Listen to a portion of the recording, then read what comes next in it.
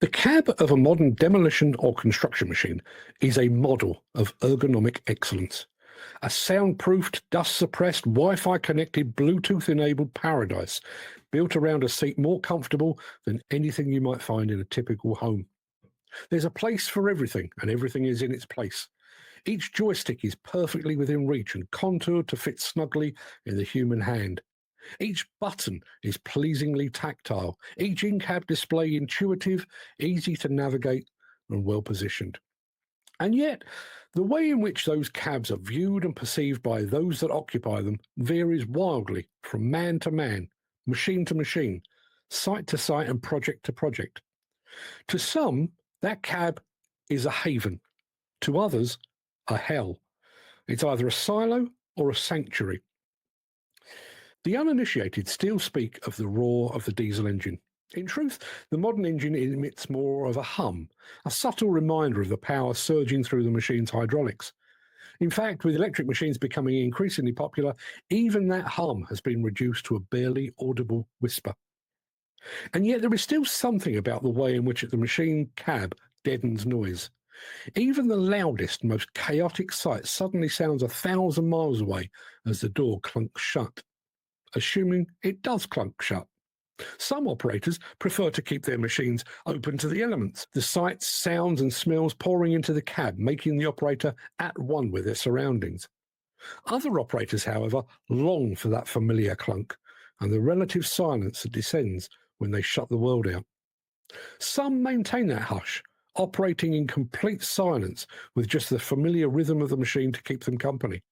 Others pump music, their movements and the movements of their machine keeping the beat.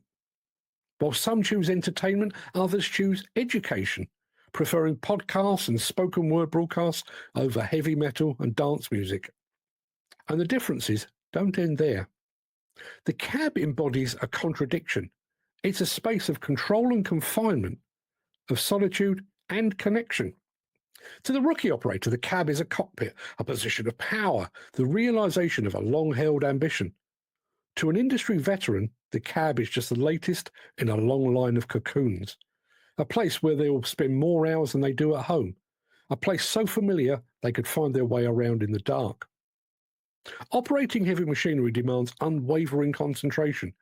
Each joystick and each pedal responds to subtle inputs, translating human intent into mechanical action. Yet amidst this focus, the mind occasionally drifts, pondering the day's challenges, recalling a child's laughter, planning the evening's journey home, or pondering fears and concerns, hopes and aspirations.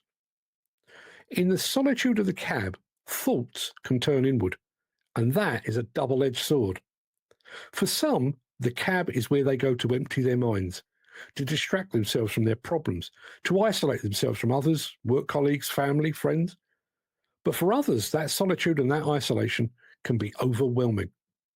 That ROPS cab can keep debris and falling objects out, but it can also keep negative thoughts in. Negative thoughts that expand to fill the cab, becoming deafening amidst the silence. Yet perhaps the greatest paradox is the illusion of connection. The display in their machine silently and constantly beams updates into space, providing continual and up-to-the-minute updates on project progress and machine status. Bluetooth connectivity broadcasts incoming and outgoing phone calls through the cab speakers. And 4G and 5G delivers a constant stream of emails, texts, WhatsApp messages, and social media updates to their mobile phone. Yet for all of this, the operator is often alone. The camaraderie of old has given way to men and women working in splendid and sometimes not so splendid isolation. Many don't even emerge at meal and break times, preferring the company of a sweaty sandwich and a lukewarm coffee to that of their colleagues. In the cocoon of a cab, an operator can find a world both detached and deeply connected, a space where steel and glass separate them from the chaos outside, even as their every movement shapes that very chaos into order. And so the operator sits, always alone, often lonely, surrounded but untouched. In the cab, he is both conductor and spectator in the endless symphony of demolition and construction. For many, this is their happy place, the place where they feel most at ease and most in control, the place they want to be. Meanwhile, some operators would much rather be anywhere else.